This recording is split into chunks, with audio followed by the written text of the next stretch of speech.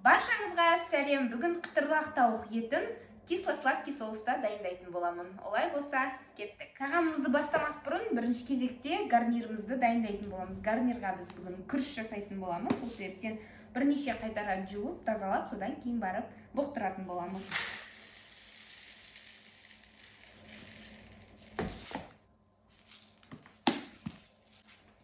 Бірнеше қайтара жуылған күрішімізді бұндай қамырға саламыз. Бірнеше қайтарып жуылған күрішімізді аз ғана маймен қуырып аламыз.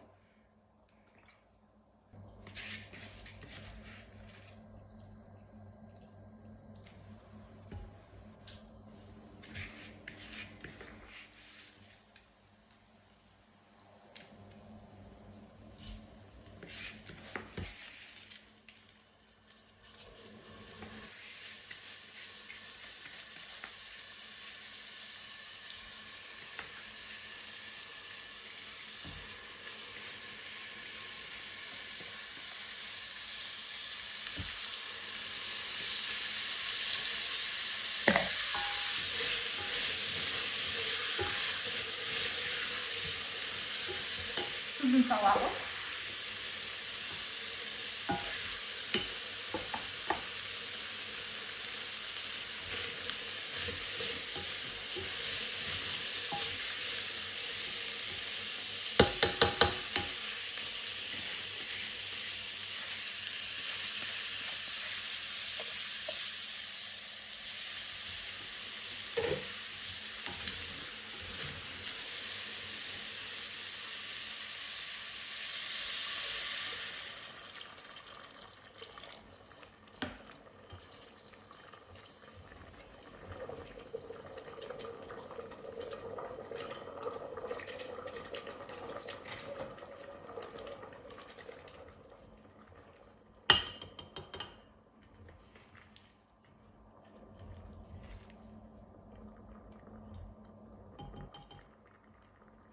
Енді баяу отта қалдырамыз. Келесі кезекте жұмыртқа жарамыз.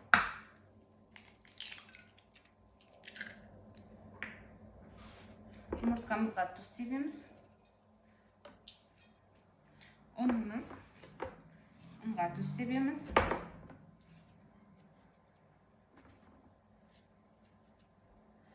Паприка себеміз. Бұрыш. Сушеный чеснок себетін боламыз.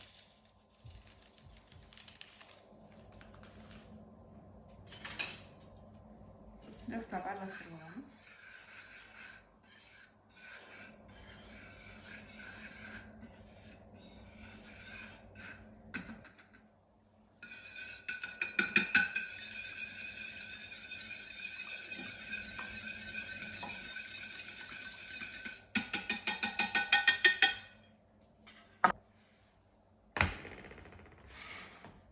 Тауық етін аздап жұқартып аламыз. Тауықтың төс еті. Мінекей барынша.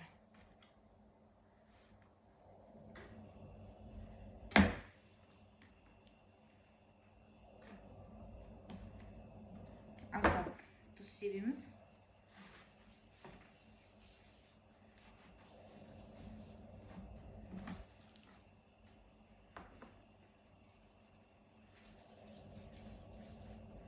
Содан соң бірінші ұнға саламыз.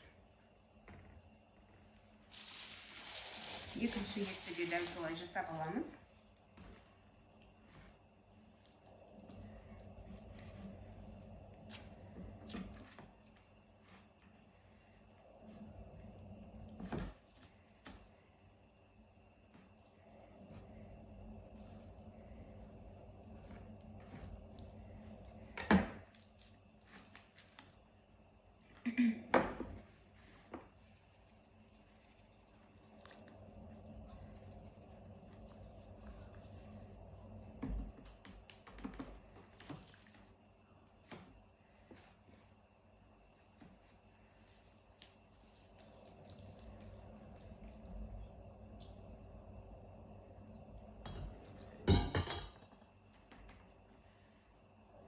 мінекей. Енді бірінші ұнға салдық. Екі жағынан ұнға малаймыз.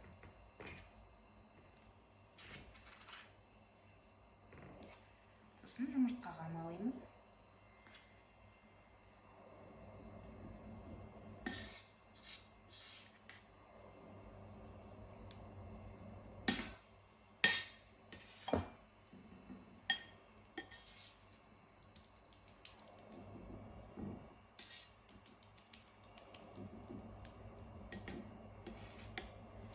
Отымызды қыздырып жатырмыз.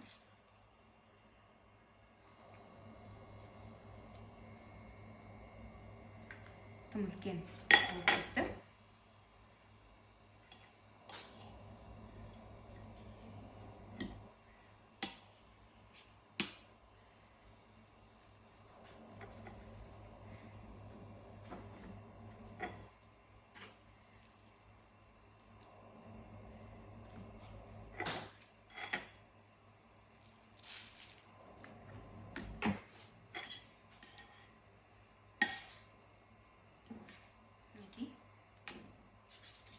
Енді қайтадан ұнға саламыз. Ұнға барынша батырамыз.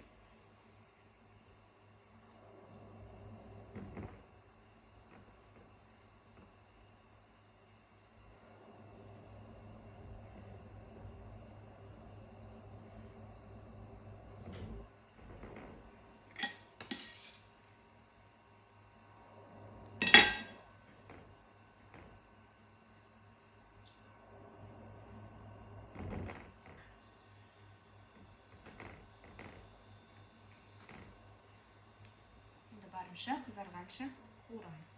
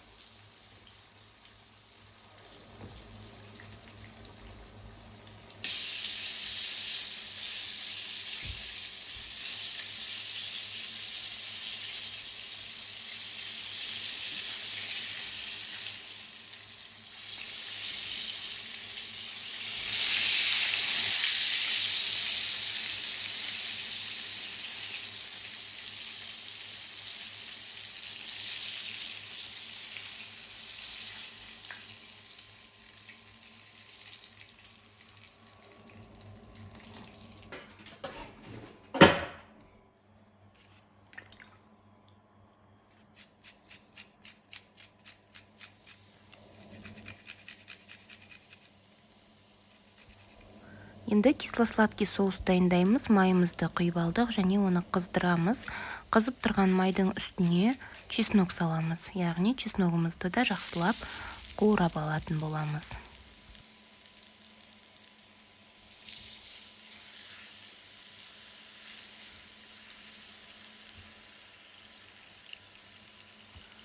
Содан соң медымызды саламыз. Барлығы сіздерде берілген көлемде жасасаңыздар дұрыс болады.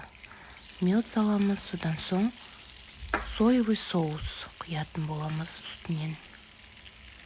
Егер соевый соустарыңыздың тұздылығы жоғары болса, тұз салмасаңыздар болады. Мендегі соевый соус разбавленный, яғни тұздылығы төмен болғаннан кейін мен қосымша тағы да тұз қостым. Содан соң бұрыш қостым. Мынау бізде бальзамический уксус, бұны көп емес, аздап қана қосасыздар, 1 чайная ложка жеткілікті. Бұның орнына рисовый уксус немесе алманың уксусын қоссаңыздар да болады. Жақсылап қайнатамыз, жақсылап араластырамыз. Кішкене қоюлана бастаған кезде тауықтарымызды салатын боламыз.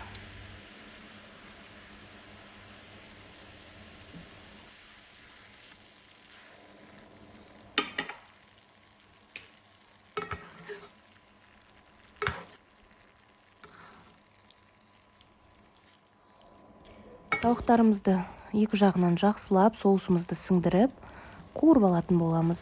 Және жақсылап сіңдіргеннен кейін екінші жағына төңкереміз. Ол жаққа да барынша сіңдіріп пісіретін боламыз.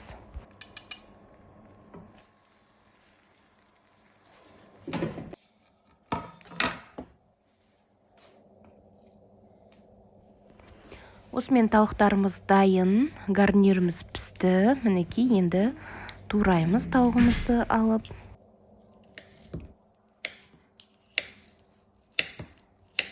Иісі де, дәмі де, түрі де барлығы өте әдемі.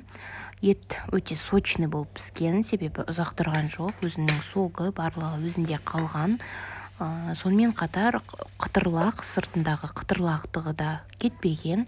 Мінекей, осындай дәмді етіп тамақты дайындап, кез келген қонаққа ұсынсаңыз болады. Біздің гарниріміз да дайын болды, жабыспай, әдемі болып, бөлек-бөлек болып піскен. Олай болса, астарыңыз дәмді болсын, менімен бірге дайындап, біздің Instagram каналды немесе Бөпекекс YouTube каналын белгілеуді ұмытпаңыз. Instagram Зая Ақбөпе. Ас болсын.